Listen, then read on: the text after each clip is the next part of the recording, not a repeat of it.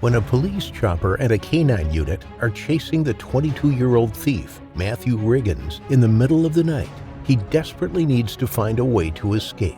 With nowhere to run and the cops closing in, he wades into the murky waters of a freshwater lake.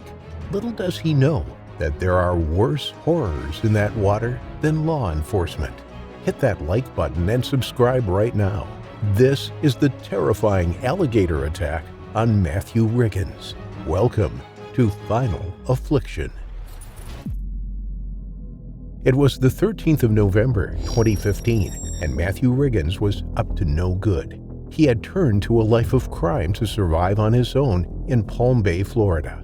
And on this particular night, the 22-year-old told his girlfriend that he was heading to Barefoot Bay to burgle some properties there. He anticipated he would be out most of the night, collecting his haul from several of the houses in the area. He would likely be back in the early hours of the following morning. He knew what to do, and he knew what to expect. But this time, things were different. This time, he hadn't anticipated the obstacles that stood in his way. Not just law enforcement and eagle-eyed locals, but an apex predator out on the hunt in the darkness. He met up with one of his friends, his accomplice, and the two of them headed to Barefoot Bay, a 20 minutes drive away.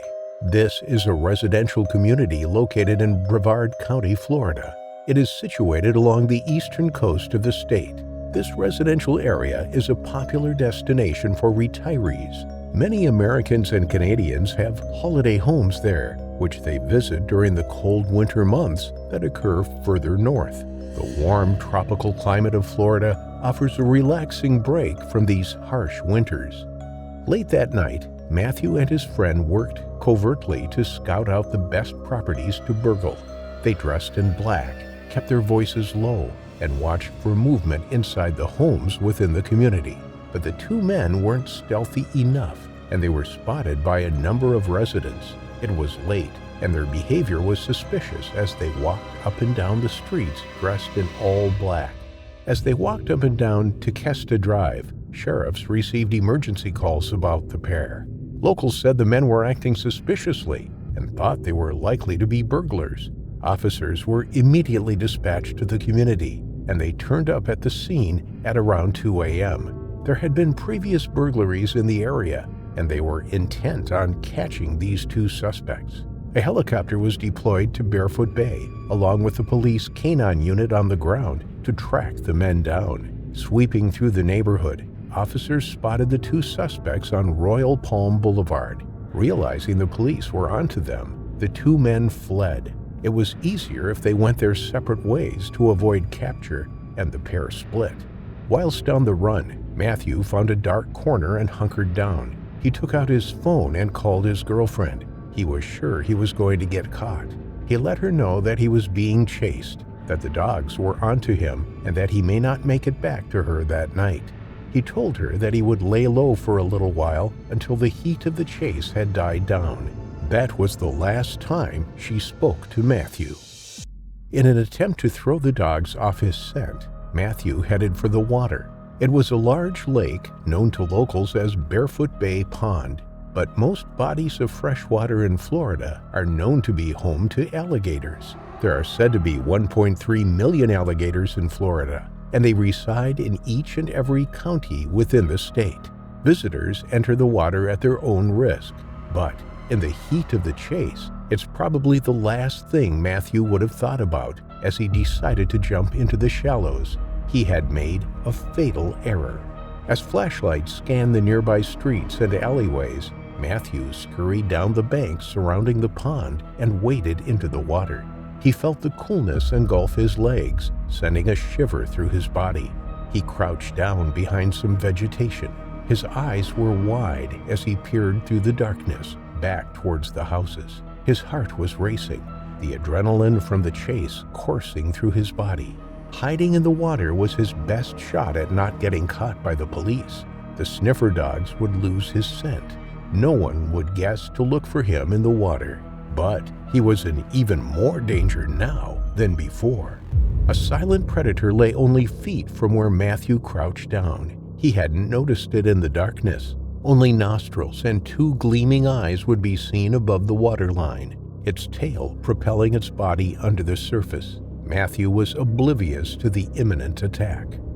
An alligator can detect its prey in murky waters or under the cover of darkness. It uses sensitive pressure sensors on its snout to detect vibrations in the water. These touch sensors, which center around their face and jaws, are more sensitive than human fingertips. They allow the animal to hone in on its prey with precision and high accuracy. This particular alligator measured 11 feet, or 3.4 meters long.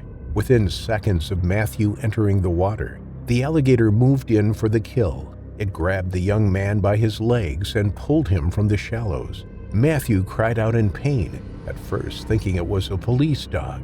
He scrambled to try and pull himself out of the water, but the reptile was too strong. Officers on the chase heard his desperate cries, but they couldn't locate them in the darkness, and they didn't know who they belonged to. As Matthew fought to stay above water, he grew weaker. The alligator had closed its jaws around his legs with a bite force of over 2,000 psi. There was no way Matthew was getting out of its vice-like grip, and he was dragged underwater. His lungs were bursting, his body was fading, and less than a few minutes later, he was dead. The alligator pulled Matthew's limp body through the water. Alligators are opportunistic hunters. They typically consume prey that they can eat with one bite. Birds, fish, turtles, and small mammals such as muskrats and kopu are typical prey, but they can also take down deer and occasionally black bears. For larger prey, they usually attack by holding onto the animal and taking it underwater. They will perform a death roll, tearing off bite-sized chunks. Officers didn't catch either man that night, and when Matthew failed to return home, his family grew worried. They reported him missing later that day. However, it wasn't until 10 days later that Matthew's body was spotted floating in the murky waters of the pond. It had been severely mauled and partially eaten. It was missing its lower extremities and one arm. Next to Matthew's body was an incredibly aggressive alligator.